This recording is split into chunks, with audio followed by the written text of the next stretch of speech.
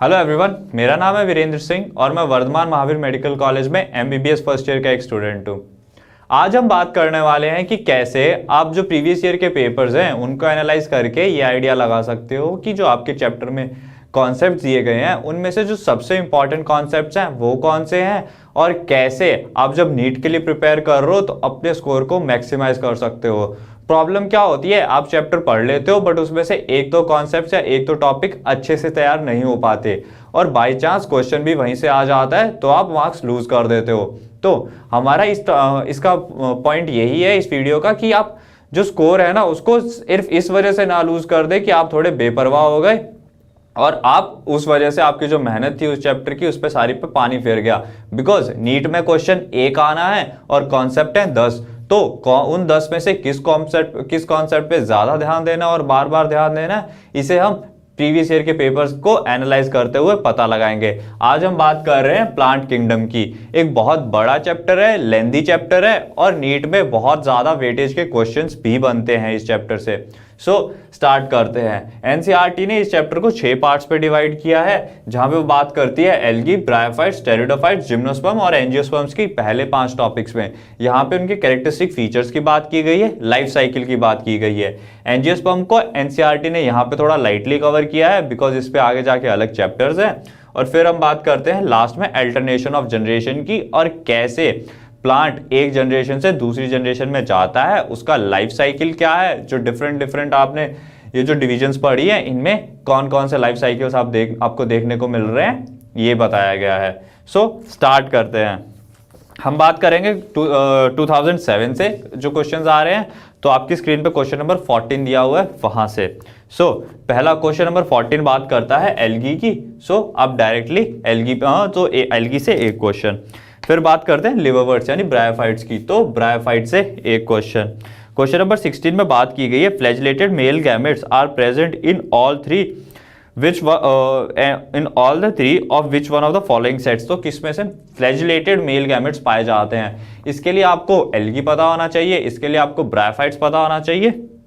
फिर ये जाता है एल्गी और ब्रायोफाइट से फिर से एक एक क्वेश्चन। फिर हम बात करेंगे क्वेश्चन नंबर 17 की। इन gymnosperms the pollen character resembles. तो अगेन जिम्नोस्पर्म से एक और क्वेश्चन। फिर क्वेश्चन नंबर 18 में बात करें तो prothallus of vascular cryptogams the antherozoids. Vascular cryptogams और प्रोथैलस की बात की गई है तो वैसे ही पता चल जाता है टेरिडोफाइट्स का क्वेश्चन है। तो फिर क्वेश्चन नंबर 19 पे अगर हम आए तो select the one of the following features distinguishing Gnetum, Cycas and Pinus. Gnetum, Cycas and Pinus यानी जिम्नोस्पर्म्स की बात की गई है तो जिम्नोस्पर्म से एक क्वेश्चन।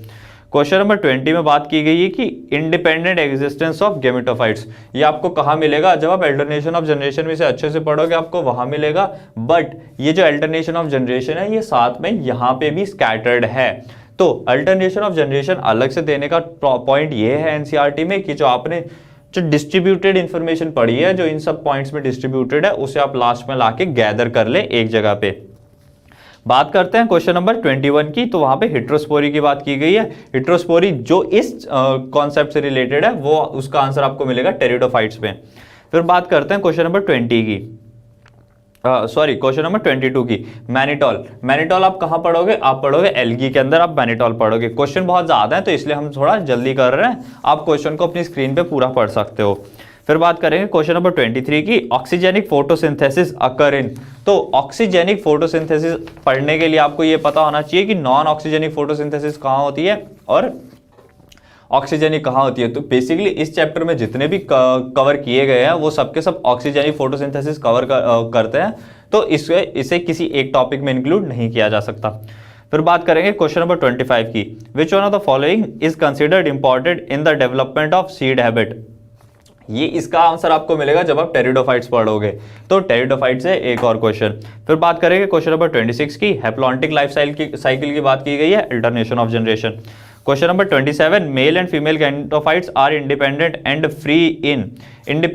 फ्री लिविंग गैमेटोफाइट्स की बात की गई है और बाकी में आपको जिम्नोस्पर्म्स और एंजियोस्पर्म्स के एग्जांपल्स तक दिए गए हैं, बट आपको पता है आंसर कहां जाएगा, आंसर जाएगा टेरिडोफाइट से। टेरिडोफाइट से एक और क्वेश्चन। बट यहाँ पे सॉरी, इसमें आपको आंसर दिया गया ब्रायोफाइट से, बट आपको ये पता है कि जो इंडिपेंडेंट और फ्री लिविंग जो दिए गए हैं ये आपको कहाँ कहाँ मिलते हैं, ब्रायोफाइट्स और टेरिडोफाइट्स में। सो ब्रायोफाइट्स एंड टेरिडोफाइट्स। फिर बात करेंगे क्वेश्चन नंबर 28 से।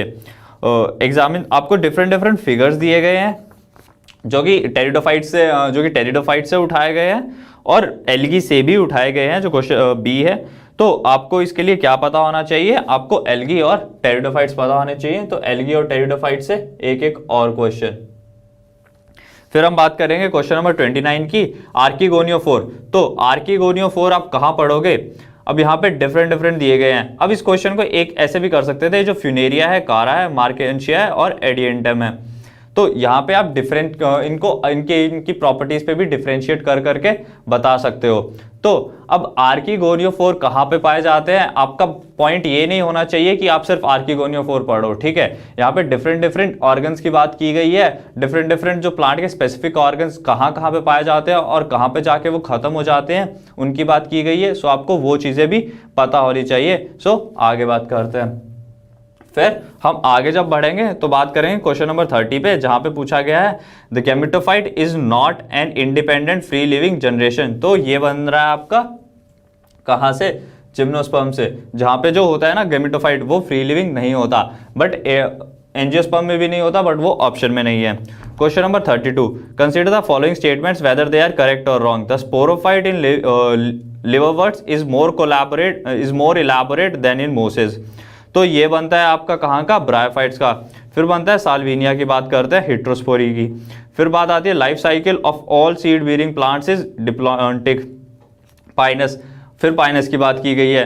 तो यहां से एक पॉइंट बनता है alternation of generation and life cycle से। फिर एक बनता है सीड बियरिंग प्लांट्स, यानी एक क्वेश्चन बनता है आपका अल्टरनेशन ऑफ जनरेशन से, एक बनता है आपका जिम्नोस्पर्म से एक कॉन्सेप्ट। फिर आपका बनता है साल्विनिया यानी टेरिडोफाइट से एक पॉइंट, और फिर आपका एक पॉइंट बनता है ब्रायोफाइट से। तो यहाँ पे जो मल्टीपल कॉन्सेप्ट्स है उनको कवर किया गया है इस एक क्वेश्चन में सर। फिर हम बात करेंगे in angiosperms functional megaspore develops into. So angiosperm से एक क्वेश्चन। तो ये पहला क्वेश्चन है जो एंजियोस्पर्म से पूछा गया है।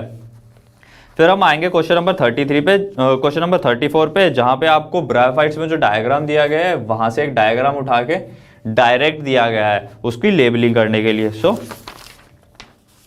अब हम बात करेंगे क्वेश्चन नंबर 35 की। तो क्वेश्चन नंबर 35 में सिलेजिनेला और साल्विनिया में आपको difference are consider to represent evolution of seed habit. Selaginella, Salvinia और सीड हैबिट की बात की गई है। इसका आंसर आपको मिलेगा जब आप टेरिडोफाइट्स पे उसका लास्ट पैराग्राफ पढ़ोगे।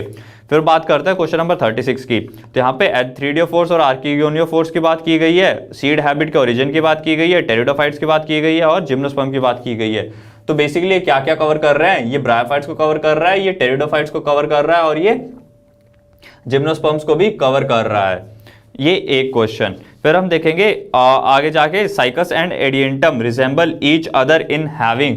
साइकस जो कि जिम्नोस्पर्म्स को बिलोंग करता है और एडिएंटम जो कि टेरिडोफाइट्स को बिलोंग करता है, उन दोनों के बेस पे आपको एक एक पॉइंट दिया गया है जिसमें आपको डिफरेंशिएट करना है। फिर बात करेंगे क्वेश्चन नंबर 38 की, जिम्नोस्पर्म से अगेन एक जिम्नोस्पर्म्स का एक और क्वेश्चन।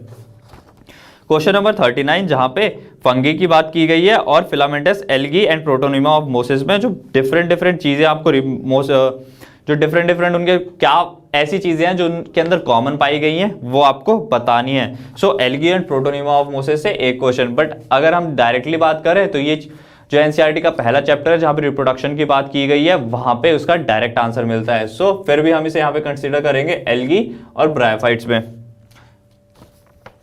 फिर हम बात करेंगे क्वेश्चन नंबर 14 की, जहां पे स्टेटमेंट्स दिए गए हैं। तो स्टेटमेंट्स में इक्विसेटम दिया गया है, गिंगो दिया गया है, पॉलीट्रिकम दिया गया है, वॉल्वॉक्स दिया गया है और स्लाइम मोल्ड्स भी दिया गया है। तो इस चैप्टर के जो पॉइंट्स अगर हम उसको कंसीडर करें तो ये बन गया जिम्नोस्पर्म्स का एक पॉइंट और एक पॉइंट बन गया किसका, टेरिडोफाइट्स का एक पॉइंट बन गया और एक पॉइंट आपका साथ में बन गया ब्रायोफाइट्स का। सो यहाँ पे इन्होंने मिक्स करके एक क्वेश्चन बनाया है। फिर क्वेश्चन नंबर 41 की बात करें तो विच one of the following is wrongly paired. जो इस चैप्टर में दिए गए हैं वो आपको मिलेगा साल्विनिया और गिंगो, यानी कि जो टेरिडोफाइट्स है जो टेरिडोफाइट्स है वहां से 1 पॉइंट दिया गया है और जिम्नोस्पर्म से 1 पॉइंट दिया गया है। फिर हम बात करेंगे क्वेश्चन नंबर 42 की, मोनोशियस प्लांट ऑफ कारा शोज, कारा की प्रॉपर्टीज आपको एल्गी के अंडर दिए गए हैं। फिर बात करें क्वेश्चन नंबर 43 की, जहां पे पूछा गया है रीड द फॉलोइंग स्टेटमेंट्स दी गई हैं आपको, जहां पे लिवरवर्ट्स, मोसेस और फर्न गैमेटोफाइट्स की बात की गई है, जिम्नोस्पर्म्स की बात की गई है, कुछ एल्गी की बात की गई है और बात की गई है स्पोरोफाइट इन लिवरवर्ट्स की, साथ में पाइनस एंड मार्चिंचिया की बात भी की गई है और आपसे इनके करेक्ट स्टेटमेंट्स पूछे गए हैं। तो कब बता सकते हो कि आप इनमें से कौन कौन से स्टेटमेंट करेक्ट है और कौन कौन से गलत है? जब आपको लिवरवर्ट्स की नॉलेज है, यानी कि ब्रायोफाइट्स की नॉलेज है, और साथ में आपको जिम्नोस्पर्म्स की नॉलेज है, और साथ में ही आपको फ्यूकस वॉल्वक्स और एल्ब्यूगो जैसी एल्गी की नॉलेज है। तो इसमें भी जो है वो टॉपिक्स मिक्स किए गए हैं। अभी अगर आप देख रहे होंगे ध्यान से तो आपने एक पैटर्न देखा होगा कि एंजियोस्पर्म से बहुत कम क्वेश्चन पूछे जा रहे हैं और यही पैटर्न आगे भी कंटिन्यू होता है। फिर हम बात करें क्वेश्चन नंबर 44 की, which one of the following is responsible for पीट फॉर्मेशन। सो ये आपको कहाँ मिलेगा? ब्रायोफाइट्स के अंदर उसकी लाइन में, उसके यूजेस एंड फंक्शंस में। क्वेश्चन नंबर 45 में ये दिया गया एन एल्गा, तो एल्गे के यूजेस और एल्गे की प्रॉपर्टी, जो फंक्शनल प्रॉपर्टीज है कि हम एल्गे को कैसे कैसे यूज कर सकते हैं, उनमें ये दिया गया है। फिर बात करें क्वेश्चन नंबर 46 की, male gametophyte with least number of cells is present in.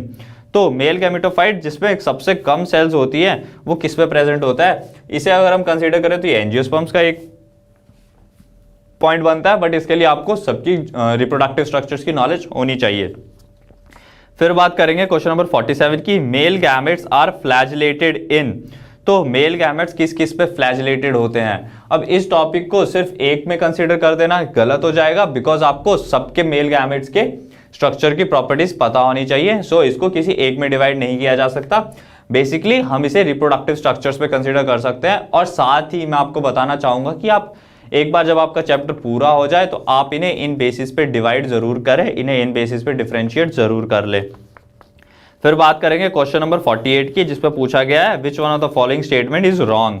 Elgin and carrageen जो कि आपको एल्गी में दिया गया है, अगार अगार भी आपको एल्गी में दिया गया है, क्लोरेला एंड स्पाइरुलिना और लास्ट में मैनिटोल, तो सारी की सारी स्टेटमेंट जो है वो एल्गी की हैं। क्वेश्चन नंबर अगर आप 49 देखोगे तो यहाँ पे पूछा गया है कि किसका गैमेटोफाइट होता है जो कि नॉन इंडिपेंडेंट फ्री लिविंग होता है। क्या होता है non independent free living? So basically जैसा कि मैंने आपको पहले कहा था कि अगर आप इनको अलग अलग जगह पे पढ़ रहे हो, लाइफ साइकिल को अलग अलग जगह पे पढ़ रहे हो ना, तो एक बार इसे अल्टरनेशन ऑफ जनरेशन में ला के कंबाइन जरूर कर लो, ठीक है? अगर आप अलग अलग पढ़ते रहोगे आपको याद नहीं रहेगा और साथ में आप लाइफ साइकिल और अल्टरनेशन ऑफ जनरेशन को अलग अलग समझोगे, जो कि अलग अलग है नहीं। इसलिए आपको क्या करना है, इसको अल्टरनेशन ऑफ जनरेशन में लाके कंबाइन करना है। सो वील कंसीडर कि अल्टरनेशन ऑफ जनरेशन से एक और क्वेश्चन। फिर हम बात करें क्वेश्चन नंबर 50 की, जहां पूछा गया रीड द फॉलोइंग, आपको स्टेटमेंट्स दी गई हैं, मोसेस और लाइकन्स की बात की गई है, सिलेजिनेला की बात की गई है, ब्रायोफाइट्स और टेरिडोफाइट्स की बात की गई है और जिम्नोस्पर्म्स की बात की गई है और आगे जिम्नोस्पर्म्स में साइकस की बात भी की गई है। तो ये जो टॉपिक है ना, ये सबको कंसीडर करके चल रहा है, तो इसको किसी एक चीज में डालना गलत होगा। फिर बात करेंगे क्वेश्चन नंबर 51 की, which one is a wrong statement. Brown algae have chlorophyll AC, archegonia are found in bryophyte, pteridophyte और जिम्नोस्पर्म की बात की गई है। फिर म्यूकोर की बात की गई है और हैप्लॉइड एंडोस्पर्म यानी जिम्नोस्पर्म की बात की गई है। तो अगर आप इस चैप्टर के इस क्वेश्चन के मेन स्टेटमेंट को देखेंगे तो एक तो जिम्नोस्पर्म पे फोकस कर रहा है और एक फोकस कर रहा है एल्गे पे। फिर हम बात करेंगे क्वेश्चन नंबर 52 की, जहां पे आपसे बात की गई है साइनोबैक्टीरिया की, गोल्डन एल्गी की, यू बैक्टीरिया की और फाइकोमाइसिटीज की। सो आपको इस स्टेटमेंट में जो दिया गया है इस क्वेश्चन से रिलेटेड, तो वो सिर्फ और सिर्फ एल्गी है जो कि फाइकोमाइसिटीज वाले स्टेटमेंट में आता है। क्वेश्चन नंबर 53 की बात एल्गल फंगी, जो कि फाइकोमाइसिटीज और एल्गल फंगी में आप कंसिडर करते हो। फिर बात करेंगे क्वेश्चन नंबर 53 की, in bryophytes and pteridophytes transport of male gametes require bryophytes. So requires bryophytes.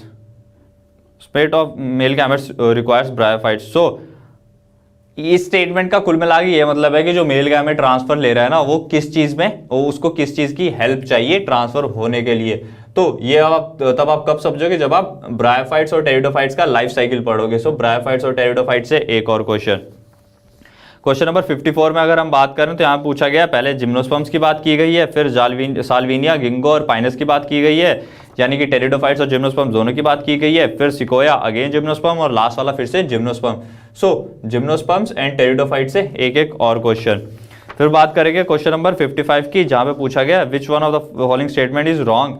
Algae का दिया गया है और यहाँ पे जो सारी के सारी स्टेटमेंट्स है वो एल्गी से ही हैं। सो एल्गी से एक और क्वेश्चन। क्वेश्चन नंबर 56 की बात करें तो an example of colonial alga is, तो यहाँ पे आपको अगेन एल्गी से एक और क्वेश्चन। क्वेश्चन नंबर 57 से आपको मैचिंग करवाई गई है, जहां पे क्या है कौन सा प्लांट डाइशियस है, हेटेरोस्पोरस, होमोस्पोरस और डाइशियस। तो यहाँ पे आपको मिसमैच स्टेटमेंट पढ़नी है। यहाँ पे आपको जिम्नोस्पर्म्स भी दिए गए हैं और आपको क्या दिए गए हैं, टेरिडोफाइट्स भी दिए गए हैं। सो टेरिडोफाइट्स और जिम्नोस्पर्म से एक एक और क्वेश्चन। एक्टोकार्पस और फ्यूकस की बात की गई है, उनके लाइफ साइकिल की बात की गई है और ये जो एग्जैक्ट स्टेटमेंट है आपको कहाँ मिलेगी, अल्टरनेशन ऑफ जनरेशन में। फिर हम आगे बात कर रहे हैं तो आपसे पूछा गया zygotic meiosis is a characteristic of, ये आपको कहाँ मिलेगा, अगेन अल्टरनेशन ऑफ जनरेशन से एक और क्वेश्चन। क्वेश्चन नंबर 16 में अगर हम आए तो हॉस्टेल्स आर जिम्नोस्पर्म्स, बिल्कुल गलत स्टेटमेंट है। Selaginella is heterosporous while Salvinia is homosporous, ovules are not gymnosperms. तो यहाँ पे आपको कहाँ क्या क्या चीजें इस क्वेश्चन को अगर आप आंसर करना चाहते हो तो आपको क्या क्या पता होना चाहिए, आपको जिम्नोस्पर्म्स के फंक्शंस पता होने चाहिए, उनके फीचर्स पता होने चाहिए, प्लस आपको टेरिडोफाइट्स के फीचर्स पता होने चाहिए। सो जिम्नोस्पर्म्स और टेरिडोफाइट्स से एक और क्वेश्चन। फिर हम लास्ट क्वेश्चन पे आएंगे नीट 2018 का, जिसमें आपसे पूछा गया विच one of the following is wrong matched. तो आपसे गेमा कप्स की बात की गई है, आपसे बाइफ्लैजिलेटेड ज़ूस्पोर्स की बात की गई है। तो ये क्वेश्चन बन रहे हैं, आप अगर आप देखें तो ये क्वेश्चन बनते हैं ब्रायोफाइट से और एल्गी से। सो आपके ब्रायोफाइट्स और एल्गी से एक एक और क्वेश्चन, यानी कि अगर आप इस क्वेश्चन को सॉल्व करना चाहते थे आपको ब्रायोफाइट्स और एल्गी की नॉलेज होनी चाहिए थी। अगर इसको अब हम एनालाइज करें इस पैटर्न को, तो आप देखेंगे कि जो एल्गी है ना, अकेले एल्गी से 14 क्वेश्चन आ चुके हैं इन टोटल। ठीक है, ब्रायोफाइट्स की बात करें तो ब्रायोफाइट से 13 क्वेश्चन आ चुके हैं। टेरिडोफाइट्स की बात करें तो टेरिडोफाइट से भी 14 क्वेश्चन आ चुके हैं। और जो जिम्नोस्पर्म्स है ना, तो जिम्नोस्पर्म से भी 14 क्वेश्चन आ चुके हैं। बट जो एंजियोस्पर्म्स हैं, एंजियोस्पर्म से इस चैप्टर में सिर्फ 2 क्वेश्चन बने हैं, वो भी इसके लाइफ साइकिल से रिलेटेड, जो कि आप रिप्रोडक्शन इन फ्लावरिंग प्लांट्स में पढ़ लेते हो। फिर बात करेंगे अल्टरनेशन ऑफ जनरेशन की, यहां से 6 क्वेश्चन आए हैं। बट अगर हम बात करें कि अल्टरनेशन ऑफ जनरेशन और लाइफ साइकिल की रियल डेफिनेशन की और क्या एक्चुअल में इसको कवर करना चाहिए था, तो मैंने जैसे आपको बताया कि जो इसकी जो इन्फॉर्मेशन है ना वो इन सब टॉपिक्स में डिस्ट्रीब्यूटेड है। अगर आप उसको भी इसमें कंबाइन कर दो ना, तो मेजॉरिटी ऑफ क्वेश्चन आप देखोगे वो अल्टरनेशन ऑफ जनरेशन से ही बन रहे हैं। इसमें क्या इंपॉर्टेंट बन जाता है, एंजियोस्पर्म्स को छोड़ के सब चीजें जो हैं वो इंपॉर्टेंट हैं। साथ ही में हमने हर क्वेश्चन को डिस्कस किया है, हर क्वेश्चन की बात की है, तो आप ये भी समझ चुके होंगे कि जिम्नोस्पर्म्स में भी आपको क्या पढ़ना है। आपको लाइफ साइकिल पे ज्यादा फोकस करना है, आपको एग्जाम्पल्स पे ज्यादा फोकस करना है। इस वीडियो के लिए इतना ही, थैंक यू।